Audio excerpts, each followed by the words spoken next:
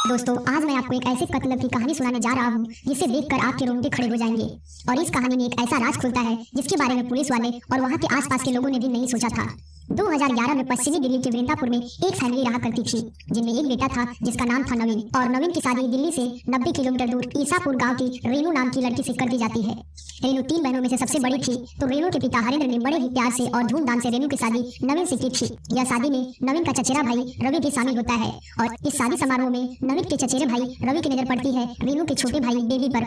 अब रवि बेबी के प्यार में अंधा पागल हो जाता है। उसे बेबी को पाने की जिद अंदर ही अंदर खाई जा रही थी और आखिरकार रवि अपने भाई नवीन और अपनी भाभी रेनू से बेबी के साथ अपनी शादी की बात करता है। लेकिन रवि बेरोजगार था और कोई काम धंधा नहीं करता था, तो बेबी की बहन रेनू और नवीन रवि की शादी की बात को टालते रहते हैं। रेनू सोचती है कि अगर बेबी की शादी रवि से कर दी तो रवि उसे कहाँ रखेगा, क्या खिलाएगा, क्या पिलाएगा, तो रेनू बात को टालती रहती है। अब रेनू और नवीन की शादी को 1 साल हो चुका था। यह दोनों दिल्ली के वृंदापुर में किराए के मकान में रहते थे। तीसरी मंजिल पर इनका मकान था और नीचे की मंजिल में मकान के मालिक अपनी बीवी बच्चों के साथ रहा करता था। रेनू और नवीन आपस में बेहद प्यार करते थे। नवीन रेनू को बहुत अच्छे से रखता था और रवि को भी रेनू बहुत प्यार से रखती थी। और नवीन रवि को अपना चचेरा भाई नहीं, अपना सगा भाई समझता था। लेकिन वह यह नहीं जानते थे कि आगे उनके साथ कुछ बहुत भयानक होने वाला है।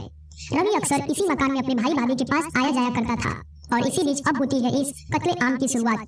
सितंबर 2012 में रवि अपने भाई भाभी के पास आता है और 2-4 दिन वहीं पर रुकता है। दोस्तों, 3 सितंबर 2012 को सुबह के तकरीबन 10 बजे रवि कमरे में बेड पर बैठा हुआ था। तभी रवि की भाभी रेनू, जो किसी काम से बाहर गई हुई थी, कमरे में आ जाती है। और कमरे में भाभी के आते ही रवि फिर भाभी से दरख्वास्त करता है कि उसकी शादी बेबी से करवा दो। लेकिन भाभी रवि को अब साफ साफ मना कर देती है। अब रवि को गुस्सा आ जाता है और रवि पिस्तौल निकालकर फिर भाभी से पूछता है, लेकिन फिर रेनू मना कर देती है। लेकिन जैसे ही रेनू मना करती है वैसे ही रवि ने रेनू को गोली मार देता है। रेनू वहीं पर गिर जाती है और उनकी वहीं पर मौके पर ही मौत हो जाती है।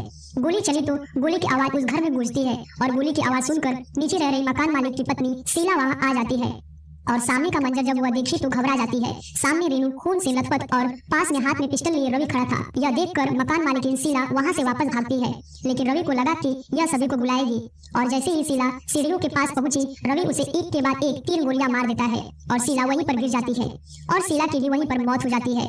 फिर गोलियों की आवाज सुनकर शीला का बेटा दिनेश ऊपर आ जाता है और यह सब देखकर वह घबरा जाता है। लेकिन रवि उसे भी डरा धमकाकर किसी को कुछ नहीं बताएगा यह कहकर छोड़ देता है। रवि तुरंत नीचे उतरता है और बाहर खड़ी कार लेकर भाग जाता है।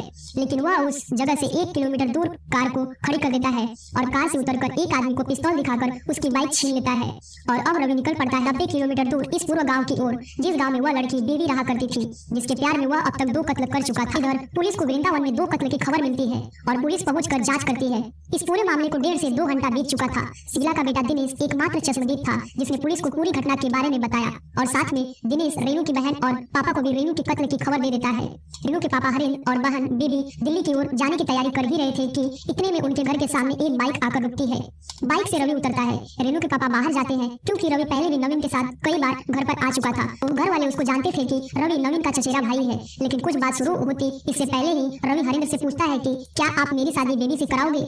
यह सुनकर हरेंद्र को गुस्सा आ जाता है कि अभी एक तरफ से खबर आई है कि किसी ने मेरी बेटी को गोली से मार दी है और उसकी मौत हो गई है, और कितनी बार मना करने के बाद भी तुम यह बेहूदी बात कर रहे हो, तुम्हें शर्म नहीं आ रही है। यह सुनकर रवि को गुस्सा आ जाता है और रवि हरेंद्र को वहीं पर गोली मार देता है। यह सब कुछ घर के अंदर खड़ी बेबी देख रही थी। रवि घर में भाग कर जाता है और बेबी को एक कमरे में ले जाता है और पूछता है कि क्या तुम मुझसे शादी करोगे। दोस्तों, पहले भी बहुत बार रवि ने बेबी को पूछा था कि क्या तुम मुझसे शादी करोगी, लेकिन बेबी पहले भी रवि को मना कर चुकी थी। लेकिन इस बार उसे पिस्तौल की नोक पर पूछा जा रहा था। लेकिन अब भी बेबी रवि को शादी के लिए मना कर देती है और इसके बाद वह होता है जिसके बारे में रवि ने भी नहीं सोचा था। दोस्तों, रवि जो बेबी से एक तरफा प्यार करता था, जिसके लिए वह दरिंदगी पर उतर आया, इसके लिए उसने इतने कत्ल आम कर दिए, वह आखिर इस मासूम बेबी को भी अपने हाथों से गोली मार देता है। और गोली की आवाज सुनकर और बेबी के पिता हरेंद्र के बाहर पड़ी लाश को देखकर आस पड़ोस के लोग उस घर को घेर लेते हैं।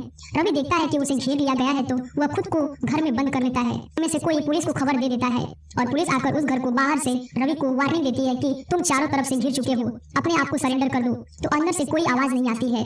पुलिस दरवाजे को तोड़कर उस घर में चली जाती है और जब उस कमरे में पहुंचती है जहां पर रवि बेबी को लेकर गया था, तो वहां का मंजर देखकर पुलिस भी चौंक जाती है। सामने फर्श पर बेबी की लाश पड़ी थी और उसी के पास में पड़ी थी रवि की लाश, जिसने बेबी को मारकर खुद को भी गोली मार ली थी। लेकिन तो अब होती है सबसे अजीब बात, जिस कारण पुलिस पर भी एक बार सवाल उठाए जाते हैं। दिल्ली में 2 लाश पड़ी थी और 3 लाशें पड़ी थी इधर ईसापुर में। तभी सभी को ख्याल आया कि रेनू के पति मोनू कहाँ है। परिवार में खलबली मच जाती है, सभी नवीन को ढूंढने में लग जाते हैं, लेकिन नवीन का कहीं पर भी कुछ अता पता नहीं चलता है। दोस्तों, पिछले कुछ दिनों से मेरा चैनल बहुत ही डाउन चल रहा है और इस समय आपके सपोर्ट की मुझे बहुत ही ज्यादा जरूरत है। तो आपको अगर यह कहानी अच्छी लगती है तो चैनल को सब्सक्राइब और वीडियो को लाइक जरूर से जरूर करके आप अपने इस भाई को थोड़ा सा सपोर्ट कर दीजिएगा। पुलिस वाले और लोग अब यह सोचने पर मजबूर हो जाते हैं कि कहीं इस पूरे खेल का कोई और मतलब तो नहीं है, कहीं मोनू तो रवि के साथ नहीं मिला हुआ था, या इन सब के कत्ल के पीछे कहीं नवीन का तो हाथ नहीं, या फिर कहीं नवीन के साथ भी रवि ने बुरा तो नहीं कर दिया। लोगों को लग रहा था कि पुलिस ढंग से जांच नहीं कर रही थी, तो पुलिस के खिलाफ लोगों ने नारे लगाना शुरू कर दिया कि आखिरकार पुलिस नवीन को क्यों नहीं ढूंढ पा रही है। तब तक रात के तकरीबन 11 बज चुके थे।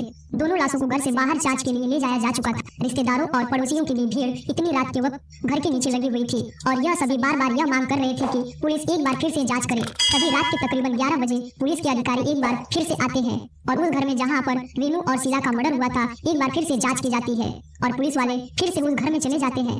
तभी जांच में एक पुलिस की नजर पड़ती है कमरे में पड़े बॉक्स बेड पर, और जब पुलिस वाले ने कमरे में पड़े बॉक्स बेड को खोलकर देखा तो उनके रोंगटे खड़े हो जाते हैं। तो वह देखते हैं कि बेड में एक खून से लथपथ लाश पड़ी थी और वह लाश थी नवीन की। अब तक यह चौथा मर्डर था और यह कहीं ना कहीं पुलिस की चूक रह गई थी कि उन्होंने सुबह कत्ल के बाद घर की सही से जांच नहीं की थी। लेकिन नवीन को भी रवि ने उसी वक्त सर पर भारी भरकम चीज से मारकर मार दिया था जिस वक्त रेनू घर से बाहर गई हुई थी।